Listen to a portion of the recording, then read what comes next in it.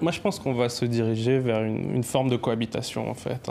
Alors, en fait, on va voir, mais les institutions congolaises peuvent avoir une certaine plasticité qui permettent ça, avec un Premier ministre.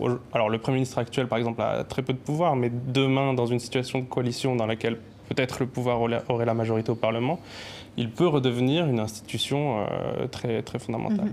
Colette, quel scénario vous arrivez à entrevoir à ce stade, évidemment avec des résultats encore provisoires, mais avec ce qui se met en place tranquillement?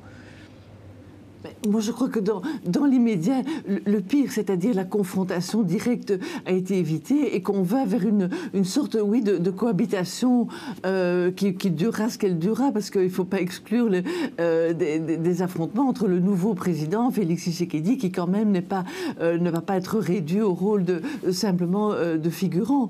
Et donc, voilà, plus le risque de contestation populaire. Moi, je crois qu'on va vers une cohabitation et qui, aux yeux de la population, vous savez, les Congolais ont beaucoup souffert de toutes les guerres, de toutes les violences durant tant d'années. Et pour eux, si on n'a pas la guerre, c'est déjà ça, on avance et c'est déjà un acquis. Et c'est un peu ça que tout le monde souhaite.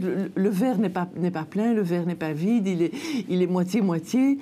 Mais c'est un peu vers ça qu'on va, en tout cas dans un premier temps.